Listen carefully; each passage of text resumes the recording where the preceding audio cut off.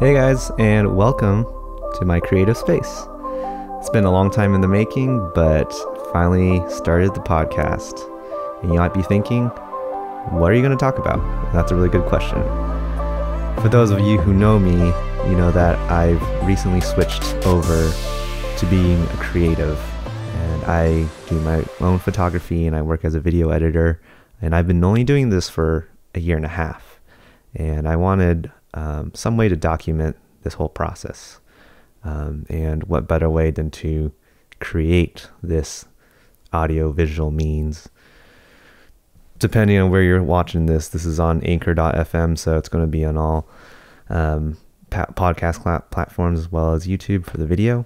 So this podcast is really going to be the intersections of arts and business, creative and entrepreneurship. I'm very passionate about these two, and I didn't realize I was passionate about these two things, but I love the artist, I love the artistry, I love trying to see and come up with new ideas, but at the same time I also am interested in seeing the economics of art and the philosophy of supply and demand with regards to, let's say, photography or videography. And so that's my heart, which is to explore this with you guys. And if you're wondering, am I going to have guests? Yes, the answer is we will definitely have guests. I definitely want to have a lot of guests.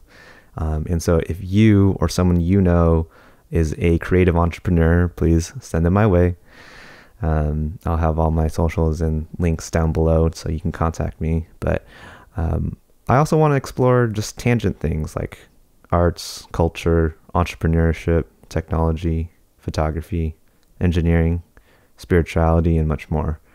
So it doesn't have to be, two photographers talking about cameras, although that would be a fun podcast for me. But hey, speaking of me, I think it'd be nice to have a little introduction so that you guys get to know me a little bit. I'm a son of immigrants.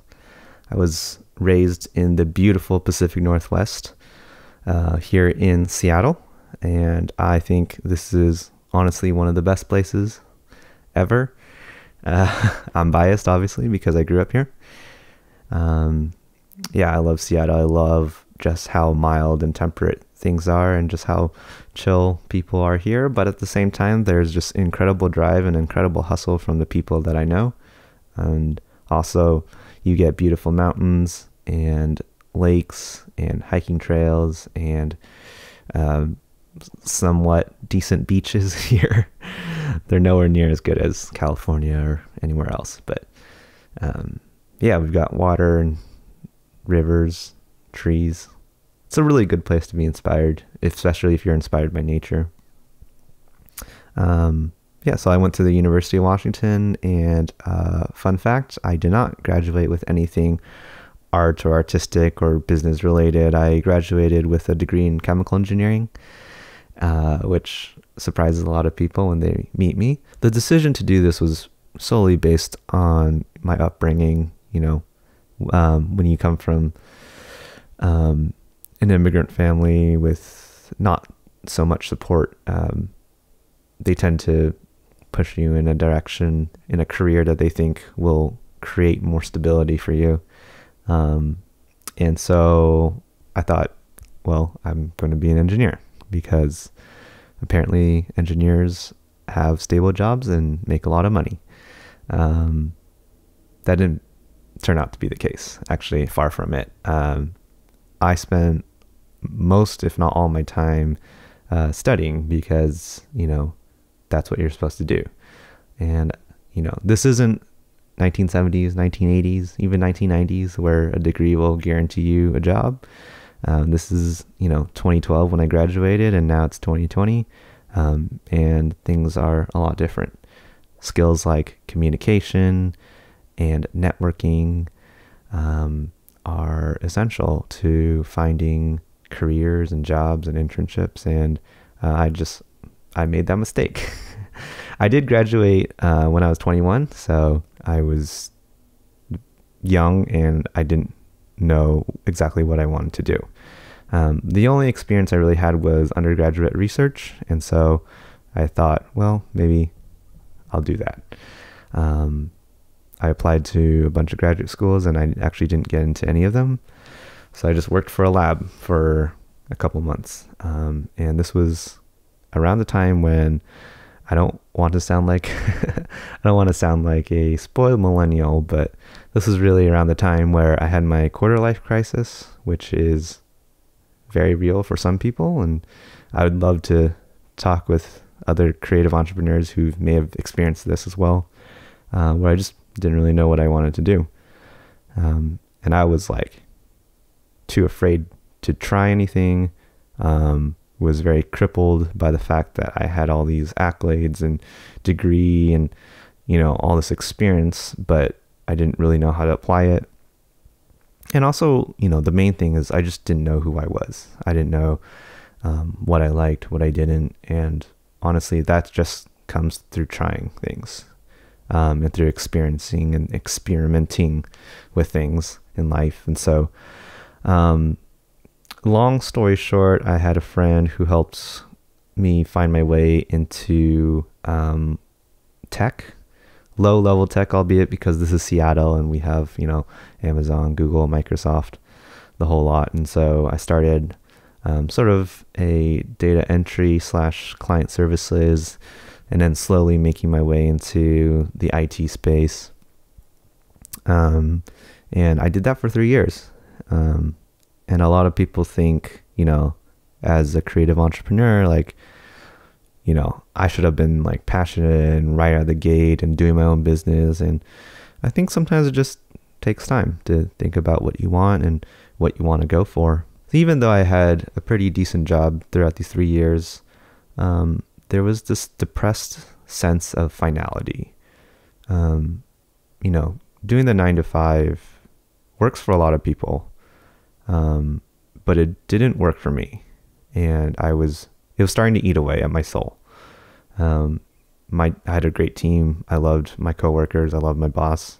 They were all very supportive, but I knew there was something more. And the big kicker, was when I picked up my first camera in 2016. And it's safe to say that I haven't put it down ever, because the first time I picked it up and started taking photos, I just somehow knew that like, this is what I was supposed to do. This is what I was meant to do. And it didn't matter where we went. I would always have my cameras. I'd sneak it into concerts. I'd take pictures of my friends when we hung out. I just never put it down. And even in my spare time, I would learn tools in Lightroom and Photoshop and try to get better at editing. And eventually the hobby became the side hustle. I started working in nightlife, albeit smaller clubs, which paid me little to nothing sometimes. But eventually worked my way into like other events and corporate and doing headshots for people. And then the next big kicker happened, which was I got laid off in June of 2018. And this was the defining moment, I believe, in my life, which sort of set me on this path. I could have gotten another job. I could have easily said, look, like corporate safe, even though I just got laid off. Corporate safe, at least they offer healthcare. I'm sure with 3 years of experience, I could find another job. But there's something inside of me that said, I think you need to do this. You really need to do this. You really need to go for it. And so I would love to spend another episode talking about how I went from the side hustle to the main hustle. But the nutshell version was I set myself goals and I said, if I don't reach them within this amount of time, I'm going back. And I really didn't want to go back. And so I just went for it. And it's just kind of crazy to think about a year and a half later that I can officially say that I'm a creative entrepreneur. And, that means a lot for me. And it also doesn't mean a lot for me as well. A year and a half is very short. And I mean, who knows what will happen in the next 5 or even 10 years. I certainly hope that I can do a lot of these creative things, but as for now, I just want to make sure that I document this process. And I think podcasting is one really great way of doing that. And speaking of documenting, you might be wondering, so why this podcast? What is this really all about? And there's really 3 main goals or objectives for this podcast. One is to bring value.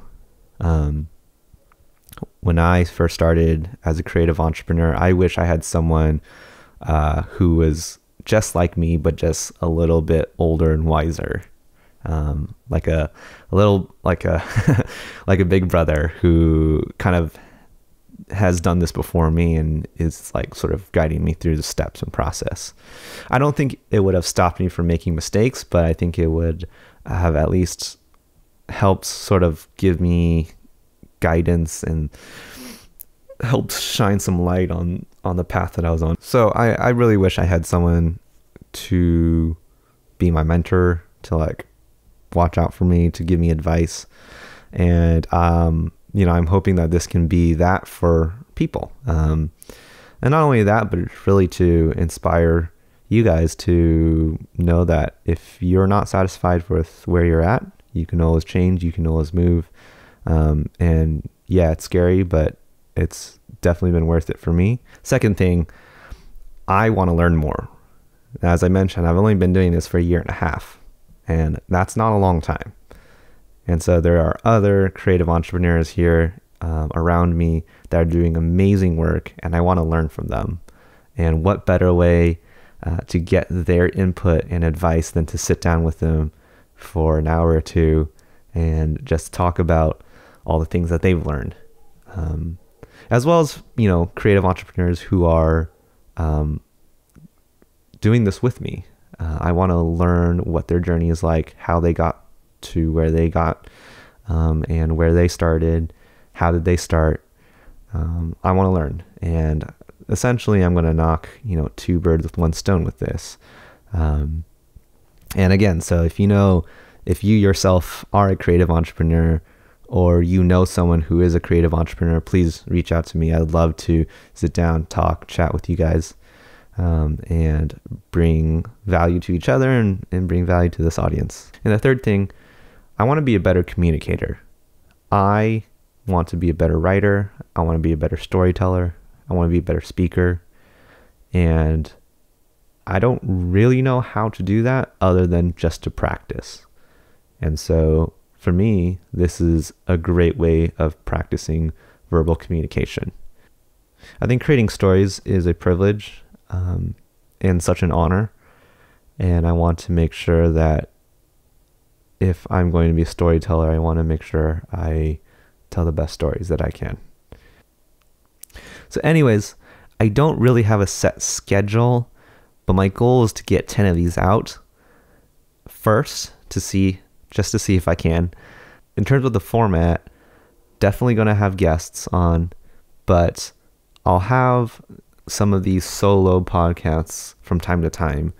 As I was going through my background, I realized that each of these sort of points in my life deserve a little more nuance and a little more extrapolation. And so I do want to share some of that with you guys as this podcast continues. So all I ask really in terms of support right now is to just share this with people.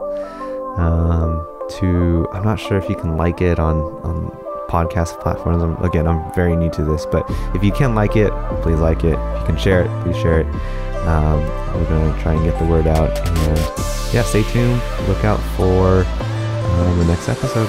All right. Talk to you later.